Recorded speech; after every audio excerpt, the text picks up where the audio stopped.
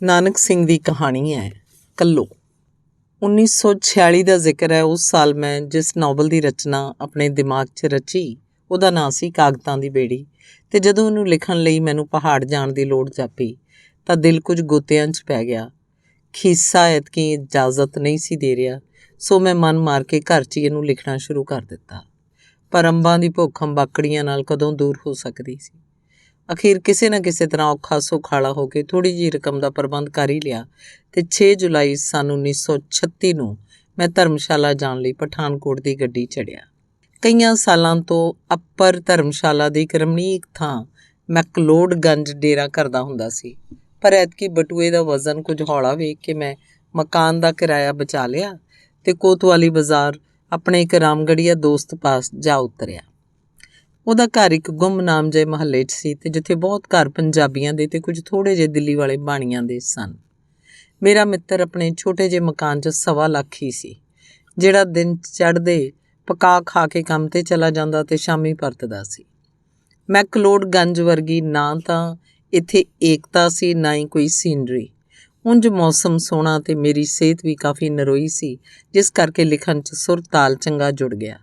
ਗੁਆਂਢੀ ਬੱਚਿਆਂ ਦਾ ਰੌਲਾ ਜ਼ਰੂਰ ਕਿਸੇ ਕਿਸੇ ਵੇਲੇ ਅੱਖਰ ਦਾ ਸੀ, ਪਰ ਉਸ ਤਰ੍ਹਾਂ ਦੀ ਬੇਆਰਾਮੀ ਨਹੀਂ ਸੀ ਮਹਿਸੂਸ ਕਰਦਾ ਜਿਹੋ ਜਿਹੀ ਘਰ 'ਚ ਰਹਿੰਦੇ ਆਪਣੇ ਬੱਚਿਆਂ ਦੇ ਰੌਲੇ ਦੀ, ਕਿਉਂਕਿ ਇੱਥੋਂ ਦੇ ਬੱਚੇ ਨਾ ਤਾਂ ਸਕੂਲ ਜਾਣ ਵੇਲੇ ਮੈਥੋਂ ਫੀਸ, ਕਿਤਾਬਾਂ ਜਾਂ ਸਿਆਹੀ ਲਈ ਪੈਸੇ ਮੰਗਦੇ ਸੀ, ਨਾ ਹੀ ਮੈਨੂੰ ਇਸ ਗੱਲ ਦੀ ਚਿੰਤਾ ਸੀ ਕਿ ਉਹਨਾਂ ਦੇ ਸਕੂਲ ਜਾਣ ਵਿੱਚ ਦੇਰ ਹੋ ਰਹੀ ਹੈ।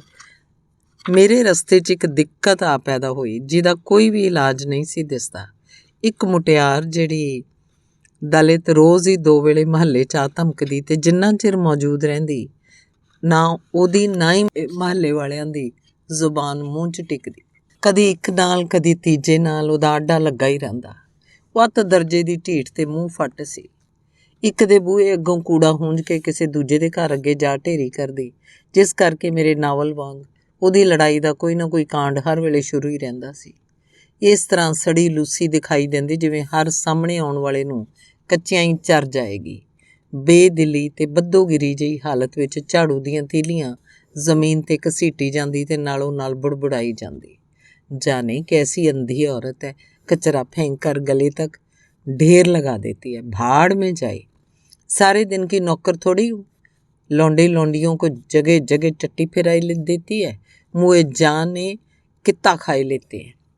ਜਿਉਂ ਹੀ ਉਹਨੇ ਉਹਦੇ ਇਹਨਾਂ ਵਾਕ ਤੀਰਾਂ ਦੀ ਕੋਈ ਇੱਕ ਅੱਧ ਅਣੀ ਕਿਸੇ ਕੰਨ ਦੇ ਪਰਦੇ ਨਾਲ ਟਕਰਾਉਂਦੀ ਕਿ ਝੱਟ ਜਵਾਬੀ ਹਮਲੇ ਸ਼ੁਰੂ ਹੋ ਜਾਂਦੇ। ਖਸਮ ਨੂੰ ਖਾਣੀ ਕਿੱਡੀ ਫਿੱਟ ਗਈ ਹੈ, ਰੰਡੀਏ ਜ਼ਬਾਨ ਖਿੱਚ ਲਊਂਗੀ ਜੇ ਮੁੜ ਕੇ ਮੇਰੇ ਨਿਆਣਿਆਂ ਨੂੰ ਨੌਲਿਆ। ਹੱਡ ਹਰਾਮ ਔਂਤਰੀ, ਪੈਸੇ ਲੈਣ ਵੇਲੇ ਅਗੇਤੀ ਆ ਮਰਦੀ ਏ, ਦਿਨ ਵਿਹਾਰ ਨੂੰ ਵੱਖਰਾ ਬੂਥਾ ਸਾੜੀਦਾ। ਫਿਰ ਵੀ ਸੱਤੀ ਪੀੜ੍ਹੀ ਹਗਾਣੀ ਦਾ ਟੰਗਾਰ ਨਹੀਂ ਪੈਂਦਾ, ਹਰ ਵੇਲੇ ਜੜੂੰ ਜੜੂੰ ਕਰਦੀ ਰਹਿੰਦੀ ਹੈ।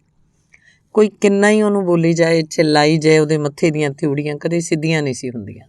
ਨਾ ਹੀ ਉਹਨੂੰ ਇਸ ਗੱਲ ਦੀ ਪਰਵਾਹ ਸੀ ਕਿ ਕੌਣ ਉਹਨੂੰ ਕੀ ਕਹਿ ਰਿਹਾ ਹੈ।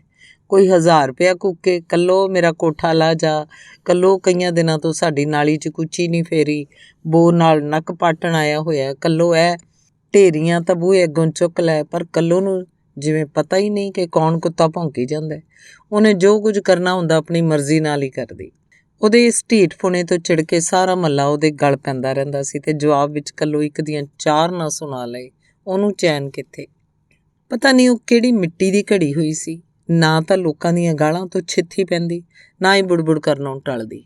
ਜਿਵੇਂ ਗਾਲਾਂ ਖਾਣੀਆਂ ਅਤੇ ਬੁੜਬੁੜ ਕਰਨਾ ਉਹਦੇ ਨਿਤਨੇਮ 'ਚ ਸ਼ਾਮਲ ਸੀ। ਜਿਵੇਂ ਉਹਦੀ ਇਸ ਰੋਜ਼ਾਨਾ ਕਾਰ 'ਚ ਕੁਝ ਵੀ ਓਪਰਾਪਨ ਨਹੀਂ ਸੀ। ਕੇਵਲ ਇਹੋ ਹੀ ਨਹੀਂ ਕਿ ਉਹਦੇ ਕਲਾ ਕਲੇਸ਼ ਤੋਂ ਖਿਝ ਸੀ, ਉਹਦੀ ਸ਼ਕਲ ਵੀ ਬੜੀ ਮਨਹੂਸ ਜਾਪਦੀ ਸੀ। ਇੰਨੀ ਮਨਹੂਸ ਕਿ ਵੇਖ ਕੇ ਮੈਨੂੰ ਡਰ ਵੀ ਆਉਣ ਲੱਗ ਪੈਂਦਾ ਅਤੇ ਗੁੱਸਾ ਵੀ। ਉਹਦੇ ਚਿਹਰੇ ਉੱਤੇ ਭਾਵੇਂ ਬਦਸੂਰਤੀ ਦਾ ਕੋਈ ਚਿੰਨ੍ਹ ਨਹੀਂ ਸੀ। ਉਮਰ ਵੀ ਉਹਦੀ ਉਹੀ ਸੀ ਜਿਸ ਉਮਰੇ ਕਹਿੰਦੇ ਆ ਵੀ ਖੋਤੀ ਉੱਤੇ ਵੀ ਹੁਸਨ ਆ ਜਾਂਦਾ ਹੈ, ਅਰਥਾਤ ਭਰ ਜਵਾਨੀ ਦੀ। ਫਿਰ ਵੀ ਪਤਾ ਨਹੀਂ ਕਿਉਂ ਸਾਰਿਆਂ ਨੂੰ ਭੈੜੀ ਲੱਗਦੀ ਸੀ ਅਤੇ ਸਭ ਤੋਂ ਬਹੁਤੀ ਮੈਨੂੰ। ਬਹੁਤ ਹੀ ਆਵਾਜ਼ਾਰ ਹੋ ਗਿਆ ਮੈਂ। ਇਸ ਮੁਸੀਬਤ ਤੋਂ ਬਚਣ ਦਾ ਕੋਈ ਰਾਹ ਨਹੀਂ ਸੀ। ਛੇਕੜ ਫੈਸਲਾ ਕੀਤਾ ਕਿ ਪ੍ਰਭਾਤ ਵੇਲੇ ਉੱਠ ਕੇ ਕੰਮ ਕਰਿਆ ਕਰਾਂ ਅਤੇ ਉਸ ਕਲੈਣੀ ਦੇ ਆਉਣ ਤੋਂ ਪਹਿਲਾਂ ਮੁਕਾ ਲਿਆ ਕਰਾਂ। ਸੋ ਇੱਦਾਂ ਹੀ ਸ਼ੁਰੂ ਕੀਤਾ। ਪਰ ਪਤਾ ਨਹੀਂ ਮੈਨੂੰ ਭੁਲੇਖਾ ਸੀ ਜਾਂ ਸੱਚਮੁੱਚ ਇਹ ਗੱਲ ਸੀ। ਮੈਨੂੰ ਜਾਪਿਆ ਜਿਵੇਂ ਕੱਲੋ ਵੀ ਪਹਿਲਾਂ ਨਾਲੋਂ ਸਵਖਤੇ ਆਉਣ ਲੱਗ ਪਈ ਹੈ। ਲਿਖਣ ਦੇ ਸੰਬੰਧ 'ਚ ਮੇਰੀ ਇੱਕ ਆਦਤ ਬੜੀ ਚੰਦਰੀ ਹੈ ਕਿ ਜੇ ਲਿਖਦਿਆਂ ਲਿਖਦਿਆਂ ਰਤਾ ਕ ਮੂਡ ਖਰਾਬ ਹੋ ਜਾਏ, ਭਾਵੇਂ ਹਜ਼ਾਰਾਂ ਕੋਸ਼ਿਸ਼ ਕਰਾਂ, ਸਾਰਾ ਦਿਨ ਮੈਂ ਕੁਝ ਨਹੀਂ ਲਿਖ ਸਕਦਾ। ਅਖੀਰ ਲਾਚਾਰ ਹੋ ਕੇ ਫੈਸਲਾ ਕਰ ਲਿਆ ਕਿ ਇੱਥੋਂ ਡੇਰਾ ਚੁੱਕਿਆ ਜਾਵੇ, ਭਾਵੇਂ ਮਸਾਣਾ ਦੀ ਬਾਰਾਂਦਰੀ 'ਚ ਹੀ ਕਿਉਂ ਨਾ ਜਾ ਕੇ ਰਹਿਣਾ ਪਵੇ। ਸਬੱਬ ਨਾਲ ਅਗਲੇ ਦਿਨ ਮੈਨੂੰ ਇੱਕ ਹੋਰ ਟਿਕਾਣਾ ਲੱਭ ਪਿਆ। ਰਾਤੀ ਮੈਂ ਇਹੀ ਫੈਸਲਾ ਕਰਕੇ ਸੁੱਤਾ ਕਿ ਦਿਨ ਚੜ੍ਹਦੇ ਆਪਣਾ ਬੋਰੀਆ ਬਿਸਤਰਾ ਇੱਥੋਂ ਚੁੱਕ ਕੇ ਲੈ ਜਾਵਾਂਗਾ। ਪਰ ਦੂਜੇ ਦਿਨ ਸਵੇਰ ਤੋਂ ਹੀ ਬਾਰਿਸ਼ ਇੰਨੇ ਜ਼ੋਰ ਦੀ ਸ਼ੁਰੂ ਹੋ ਗਈ ਕਿ ਮੈਂ ਜਾ ਨਾ ਸਕਿਆ। ਉਸੇ ਤਰ੍ਹਾਂ ਟੁੱਟੇ ਖੁੱਸੇ ਦਿਲ ਨਾਲ ਮੈਂ ਆਪਣਾ ਕੰਮ ਛੋਹ ਬੈਠਾ। ਬੇਤਹਾਸ਼ਾ ਮੀਂਹ ਪੈਣ ਦਾ ਇੱਕ ਲਾਭ ਵੀ ਹੋਇਆ ਕਿ ਕੱਲੂ ਨੇ ਅੱਜ ਤੋਂ ਵਿਖਾਲੀ ਨਾ ਦਿੱਤੀ। ਫਿਰ ਵੀ ਜਿੰਨਾ ਚਿਰ ਮੈਂ ਲਿਖਦਾ ਰਿਹਾ, ਇਹੋ ਸਹਿਮ ਦਿਲ 'ਚ ਬਣਿਆ ਰਿਹਾ ਕਿ ਹੁਣ ਵੀ ਆਈ ਤੇ ਗੁਆਂਢੋਂ ਜੇ ਕਿਸੇ ਜਨਾਨੀ ਦੀ ਉੱਚੇ ਬੋਲਣ ਦੀ ਆਵਾਜ਼ ਸੁਣਾਈ ਦਿੰਦੀ ਤੇ ਮੇਰਾ ਦਿਲ ਧੜਕਣ ਲੱਗ ਪੈਂਦਾ, ਮਤੇ ਉਹ ਆ ਗਈ ਹੋਵੇ। ਕੱਲ੍ਹ ਸ਼ਾਮੀ ਕੰਮ ਤੋਂ ਵਾਪਸ ਆਉਂਦਾ ਹੋਇਆ ਮੇਰਾ ਦੋਸਤ ਕੁਝ ਅੰਬ ਖਰੀਦ ਕੇ ਮੇਰੇ ਲਈ ਲੈ ਆਇਆ। ਅੱਜ ਦਿਲ ਕਾਫੀ ਖੁਸ਼ ਸੀ, ਇੱਕ ਤਾਂ ਮੌਸਮ ਚੰਗਾ ਹੋਣ ਕਰਕੇ ਤੇ ਦੂਜਾ ਕੱਲੂ ਦੇ ਨਾ ਆਉਣ ਕਰਕੇ। ਅੱਜ ਕੰਮ ਦੀ ਵੀ ਅੱਛੀ ਖਾਸੀ ਝੁੱਟੀ ਲੱਗ ਗਈ ਸੀ। ਦੁਪਹਿਰਾਂ ਵੇਲੇ ਜਦ ਮੀਂਹ ਦਾ ਜ਼ੋਰ ਹਟ ਕੇ ਮਹੀਨ ਭੂਰ ਪੈ ਰਹੀ ਸੀ, ਮੈਂ ਵਰਾਂਡੇ 'ਚ ਕੈਨਵਸ ਆਰਾਮ ਕੁਰਸੀ ਡਾਹ ਕੇ ਤੇ ਅੰਬਾਂ ਵਾਲੀ ਬਾਲਟੀ ਆਪਣੇ ਲਾਗੇ ਰੱਖ ਕੇ ਬੜੇ ਸਵਾਦ ਨਾਲ ਚੁੱਪਣ ਲੱਗ ਪਿਆ। 5-7 ਹੀ ਅੰਬ ਮੁਕਾਏ ਸੀ ਕਿ ਮੇਰੇ ਸਿਰ ਤੇ ਬਿਜਲੀ ਆ ਖੜਕੀ। ਆਕਾਸ਼ 'ਚੋਂ ਨਹੀਂ, ਧਰਤੀ ਤੋਂ ਇੱਕ ਕੁਰਖਤ ਫਟਕਾਰ ਮੇਰੇ ਕੰਨਾਂ ਨਾਲ ਟਕਰਾਈ। सरदार, तुम्हें दिखाई नहीं देता? तमाम कचरा बखेर दिया तुमने। दरोगा देखेगा तो हमारे कान ही इंठ लेगा। मैं कंब उठिया, कुछ कोलों दी कड़क सुन के ते कुछ अपनी मूर्खता दा ख्याल करके। सचमुच मैं अंब चूप के छिल्लां ते गिटका इंज बेपरवाही नाल सुट्टी जा रहा सी जिवें अपना ही राज हुंदा है। मैनूं हत्थां पैरां दी पै गई। खबरे मेरे नाल की बाब करेगी, खबरे किन्नी कुछ सलावतां सुनाएगी। ਬਹੁਤ ਡਰ ਇਸ ਗੱਲ ਦਾ ਸੀ ਕਿ ਕੋਈ ਗੁਆਂਢੀ ਮੇਰੀ ਦੁਰਗਤ ਹੁੰਦੀ ਨਾ ਵੇਖ ਲਵੇ। ਮੈਂ ਝਟਪਟ ਕੁਰਸੀ ਤੋਂ ਉੱਠਿਆ ਤੇ ਇਹ ਕਹਿੰਦਾ ਹੋਇਆ ਗਿਟਕਾਂ ਛਿਲੜਾਂ ਇਕੱਠੀਆਂ ਕਰਨ ਲੱਗ ਪਿਆ। ਉਹ ਬੜੀ ਭੂਲ ਹੋਈ ਬਹਿਨ, ਮਾफ़ ਕਰਨਾ, परदेसी हूँ, ख्याल नहीं रहा, फिर ऐसी भूल नहीं करूँगा।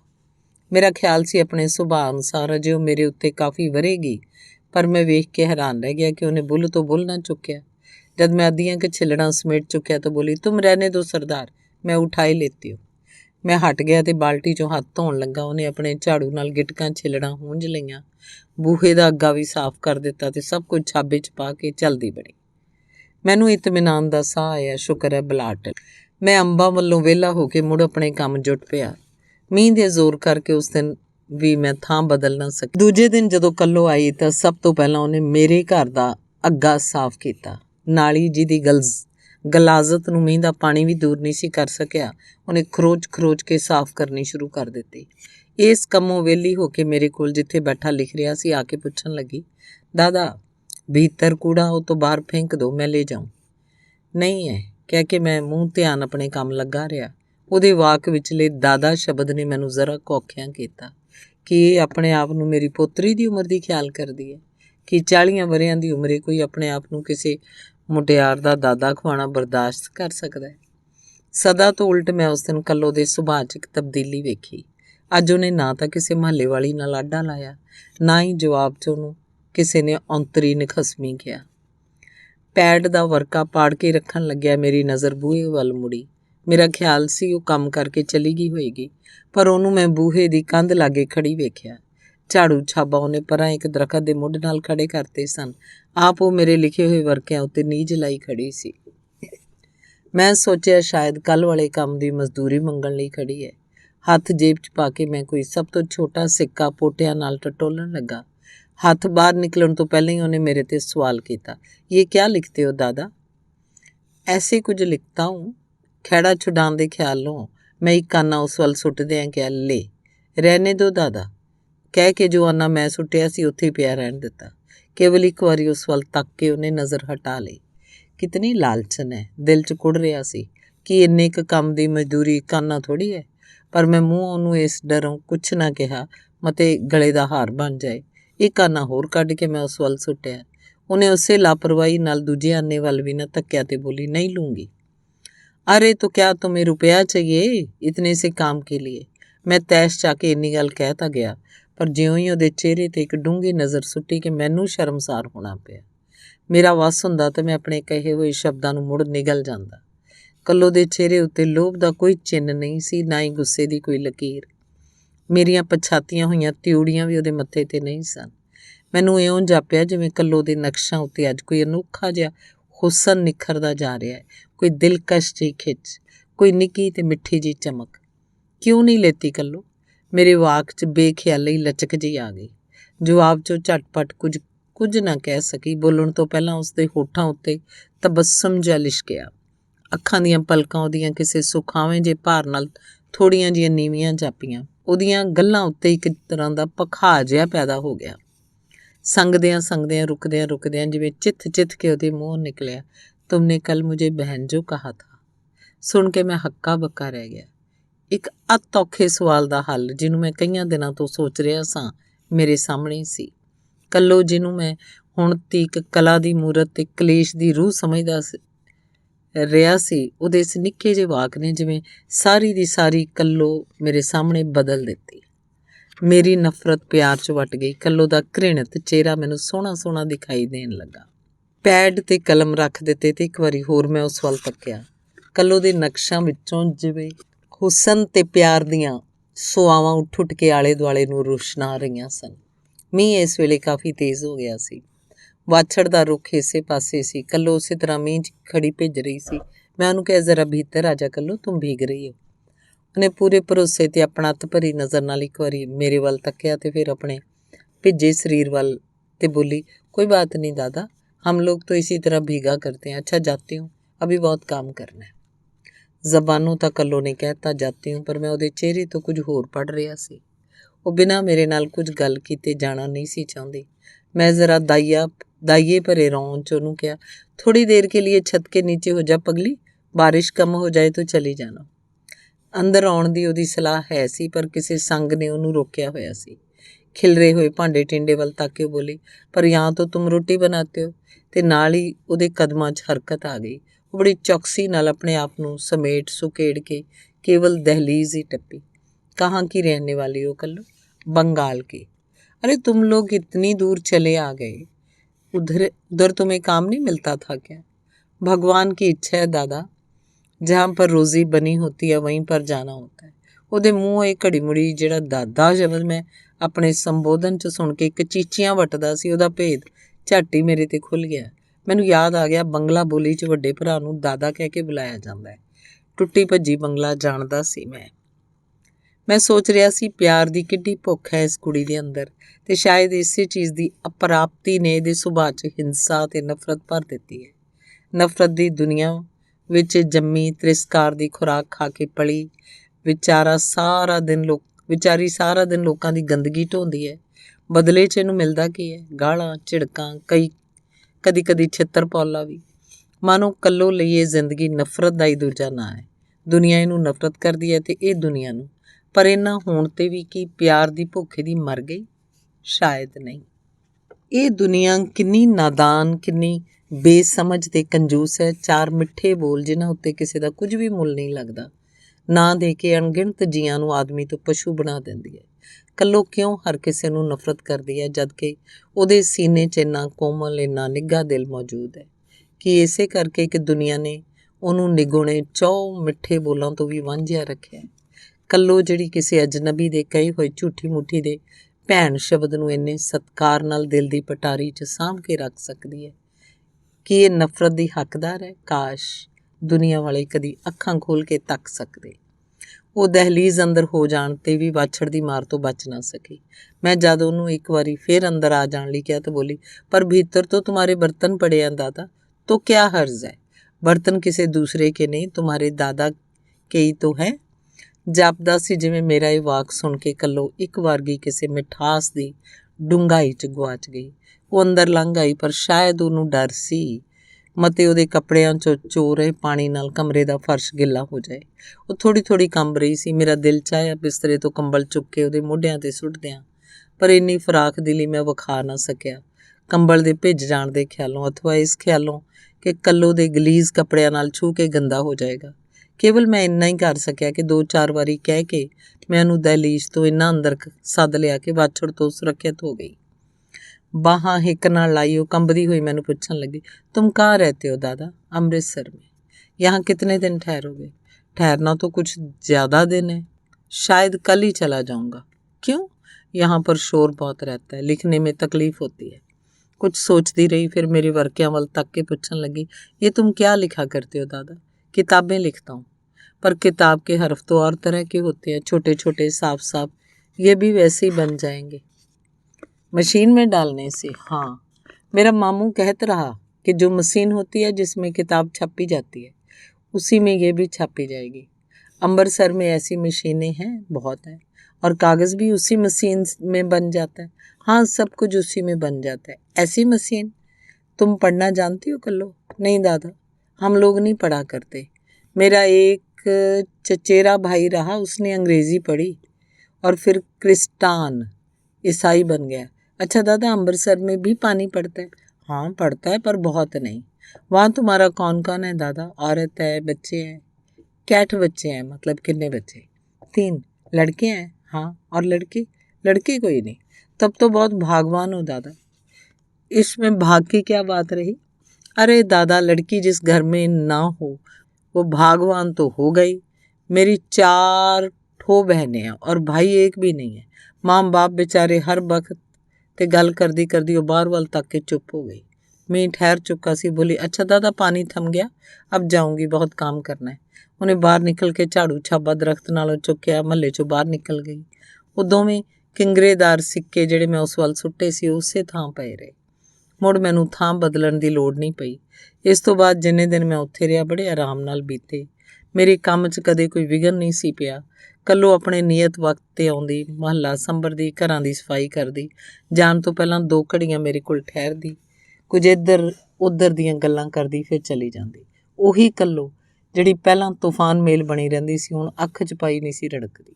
ਜੋ ਕੁਝ ਵੀ ਕੋਈ ਉਹਨੂੰ ਕਹਿੰਦਾ ਬਿਨਾਂ ਕੰਨ ਬਿੜਕਿਆਂ ਕਰਨ ਲੱਗ ਜਾਂਦੀ। ਕੀ ਮਜਾਲ ਜੋ ਅਲਫੋਂ ਬੇ ਕਹਿ ਜਾਏ।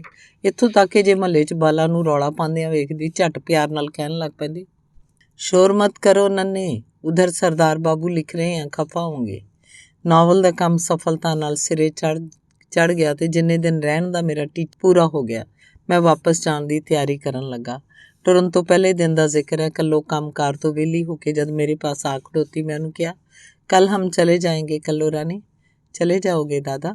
ਉਹਨੇ ਸ਼ਾਇਦ ਕੁਝ ਘਬਰਾ ਕੇ ਕਿਹਾ, ਜਿਵੇਂ ਕਿਸੇ ਬਹੁਤ ਹੀ ਨਜ਼ਦੀਕੀ ਰਿਸ਼ਤੇਦਾਰ ਨੂੰ ਕਹੀਦਾ। ਆਪਣੇ ਇਸ ਕਹਿਣ ਢੰਗ ਤੋਂ ਜਿਵੇਂ ਆਪ ਹੀ ਕੁਝ ਪਚੀ ਜੀ ਹੋ ਗਈ। फिर ज़रा गंभीरता च बोली, इतनी जल्दी क्यों जा रहे हो दादा? जल्दी कहाँ, 1 महीने के करीब हो गया कल्लो। फिर कब आओगे? भगवान ने चाहा तो दूसरे साल।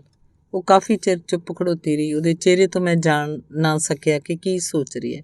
ਜ਼ਰਾ ਇੱਧਰ ਆਣਾ ਕੱਲੋ। ਮੈਂ ਜੇਬ 'ਚ ਹੱਥ ਪਾਉਂਦਿਆਂ ਉਹਨੂੰ ਕਿਹਾ ਤੇ ਬਿਨਾਂ ਹਿਚਕਚਾਹਟ ਮੇਰੇ ਕੋਲ ਆ ਖੜੋਤੀ।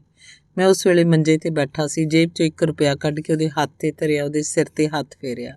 ਉਹਨੇ ਇੱਕ ਵੇਰਾ ਮੋੜਨ ਦਾ ਯਤਨ ਕੀਤਾ, ਪਰ ਜਦ ਮੇਰੇ ਮੂੰਹੋਂ ਉਹਨੇ ਸੁਣਿਆ, ਆਪਣੇ ਦਾਦਾ ਕੋ ਨਾਰਾਜ਼ ਕਰੋਗੀ, ਤਾਂ ਉਹਨੇ ਪ੍ਰਸੰਨਤਾ ਨਾਲ ਉਹਨੂੰ ਰੱਖ ਲਿਆ। ਦੂਜੇ ਦਿਨ ਸਵੇਰੇ ਮੇਰਾ ਮਿੱਤਰ ਆਪਣੇ ਵਕਤ ਸਿਰ ਮੈਨੂੰ ਫਤਿਹ ਬੁਲਾ ਕੇ ਕੰਮ 'ਤੇ ਚਲਾ ਗਿਆ। ਮੈਂ ਸਮਾਨ ਬੰਨ੍ਹਣ 'ਚ ਰੁੱਝ ਗਿਆ, ਪਰ ਧਿਆਨ ਮੇਰਾ ਬਰਾਬਰ ਮਹੱਲੇ ਦੇ ਸਿਰੇ ਵੱਲ ਸੀ। ਜਾਣ ਤੋਂ ਪਹਿਲਾਂ ਹੋਰ ਇੱਕ ਵਾਰ ਕੱਲੋ ਨੂੰ ਮਿਲਣ ਦੀ ਡਾਢੀ ਤਾਂਘ ਸੀ। ਮੇਰਾ ਵਿਸ਼ਵਾਸ ਸੀ ਕਿ ਉਹ ਆਏਗੀ। ਮੋਟਰ ਦਾ ਵਕਤ ਹੋ ਗਿਆ, ਪਰ ਕੱਲੋ ਨਾ ਆਈ। ਦਿਲ ਨੂੰ ਨਿਰਾਸ਼ਾ ਹੋਈ। ਛੇਕੜ ਕੁਲੀ ਪਾਸੋਂ ਸਮਾਨ ਚੁਕਵਾ ਕੇ ਮੈਂ ਅੱਡੇ 'ਤੇ ਜਾ ਪਹੁੰਚਿਆ, ਪਰ ਨਜ਼ਰ ਮੇਰੀ ਅਜੇ ਵੀ ਸੜਕ ਦੇ ਦੋਹਾਂ ਸਿਰਿਆਂ ਤੱਕ ਫਿਰਦੀ ਕੱਲੋ ਦੀ ਭਾਲ ਕਰ ਰਹੀ ਸੀ। ਜਿਉਂ-ਜਿਉਂ ਮੋਟਰ ਤੁਰਨ ਦਾ ਵਕਤ ਨੇੜੇ ਆਈ ਜਾਂਦਾ, ਮੇਰੇ ਦਿਲ ਦੀ ਬੇਆਰਾਮੀ ਵੱਧਦੀ ਜਾਂਦੀ। ਮੈਨੂੰ ਅਜੇ ਵੀ ਉਮੀਦ ਸੀ ਕੱਲੋ ਆਏਗੀ, ਪਰ ਉਹ ਨਾ ਆਈ। ਕਲੀਨਰ ਨੇ ਵਾਊਚਰ ਕਟਵਾਇਆ, ਡਰਾਈਵਰ ਨੇ ਤਾਕੀ ਖੋਲ੍ਹੀ, ਆਪਣੀ ਸੀਟ 'ਤੇ ਆ ਬੈਠਾ। ਭਾਵੇਂ ਕੱਲੋ ਦੇ ਆਉਣ ਦੀ ਹੁਣ ਮੈਨੂੰ ਕੋਈ ਆਸ ਨਹੀਂ ਸੀ, ਫਿਰ ਵੀ ਮੈਂ ਤਦ ਤੀਕ ਬਾਹਰ ਖੜੋਤਾ ਰਿਹਾ ਜਦ ਤੱਕ ਡਰਾਈਵਰ ਨੇ ਸਵਾਰੀਆਂ ਨੂੰ ਸੱਦਣ ਲਈ ਹਾਰਨ ਨਾ ਵਜਾ ਦਿੱਤਾ। ਮੈਂ ਢਿੱਲੇ ਕਦਮੀ ਬਾਰੀ ਵੱਲ ਮੁੜਿਆ ਤੇ ਅੰਦਰ ਲੰਘ ਕੇ ਆਪਣੀ ਸੀਟ 'ਤੇ ਜਾ ਬੈਠਾ। ਡਰਾਈਵਰ ਦੀ ਪਿੱਠ ਪਿੱਛੇ ਮੇਰੀ ਸੀਟ ਸੀ। ਜਿਉਂ ਹੀ ਇੰਜਨ ਸਟਾਰਟ ਹੋਇਆ, ਕੱਲੋ ਮੇਰੀ ਨਜ਼ਰੀ ਪਈ। ਉਹਨੇ ਸਿਰ 'ਤੇ ਇੱਕ ਲੰਮੀ ਟੋਕਰੀ ਚੁੱਕੀ ਸੀ। ਬੜੀ ਔਖੀ ਹੋ ਕੇ ਸਾਰਾ ਜ਼ੋਰ ਲਾ ਕੇ ਮੋਟਰ ਵੱਲ ਭੱਜੀ ਆ ਰਹੀ ਸੀ। ਮਿਸਟਰ ਡਰਾਈਵਰ, ਜ਼ਰਾ 1 ਮਿੰਟ, ਬੜੀ ਮਿਹਰਬਾਨੀ। ਮੈਂ ਮਿੰਨਤ ਕੀਤੀ। ਨੇਕ ਡਰਾਈਵਰ ਮੰਨ ਗਿਆ। ਮੈਂ ਛਲਾਂਗ ਮਾਰ ਕੇ ਹੇਠਾਂ ਉਤਰਿਆ। ਪੂਰੀ ਤੇਜ਼ੀ ਨਾਲ ਦੌੜ ਕੇ ਮੈਂ ਕੱਲੋ ਨੂੰ ਅੱਗਲ ਵਾਂਢੇ ਜਾ ਮਿਲਿਆ ਤੇ ਉਸ ਪਾਸੋਂ ਛਿੱਕੂ ਫੜ ਲਿਆ। ਉਹ ਸਾਹੋ-ਸਾਈ ਸੀ। ਭਾਰ ਚੁੱਕ ਕੇ ਦੌੜਨ ਕਰਕੇ ਚਿਹਰਾ ਉਹਦਾ ਸੂਹਾ ਹੋ ਗਿਆ ਸੀ। ਮੁਝੇ ਦੇਰ ਹੋ ਗਈ दादा, ਸਾਹ ਨਾਲ ਸਾਹ ਮਿਲਣ ਦੀ ਕੋਸ਼ਿਸ਼ ਕਰਦੀ ਬੋਲੀ। ਇਹ ਥੋੜੇ ਸੀ ਆਮ लाई हूँ अपनी भावज के लिए, इन्हें ले लोगे दादा? अपनी कसम, मैंने इनको छुआ तक नहीं है। ਉਹ ਮੇਰੇ ਵੱਲ ਇਸ ਤਰ੍ਹਾਂ ਤੱਕੀ ਜਿਵੇਂ ਦਾਨ ਮੰਗ ਰਹੀ ਹੋਏ। ਕਿਉਂ ਨਹੀਂ ਲੂੰਗਾ ਰਾਣੀ? मैं बड़े प्यार नाल ਉਹਦਾ सिर पलोसता होया मोटर वाल जा रहा सी। अगर तुम ये ना लाती तो मैं तुम पर बहुत नाराज होता। कल्लो खिड़ गई। ਉਹਦੇ ਚਿਹਰੇ ਤੇ ना संभाले जा सकन वाली खुशी दे भाव सन। तुम कितने अच्छे हो दादा, मुझे तो फिक्र था जाने दादा लेंगे या नहीं।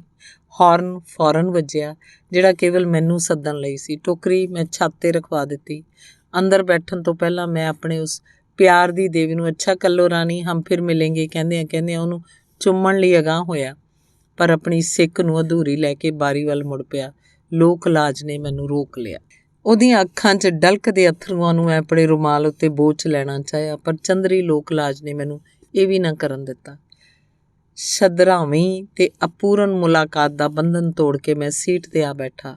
ਮੇਰੇ ਅੰਦਰੋਂ ਕਾਮਨਾ ਉੱਠ ਰਹੀ ਸੀ, ਰੱਬ ਕਰੇ 5-10 ਮਿੰਟਾਂ ਲਈ ਮੋਟਰ ਦੇ ਇੰਜਨ 'ਚ ਕੋਈ ਨੁਕਸ ਪੈ ਜਾਏ ਜਾਂ ਡਰਾਈਵਰ ਕੋਈ ਜ਼ਰੂਰੀ ਚੀਜ਼ ਭੁੱਲ ਆਇਆ ਹੋਵੇ, ਪਰ ਕੁਝ ਵੀ ਨਾ ਹੋਇਆ।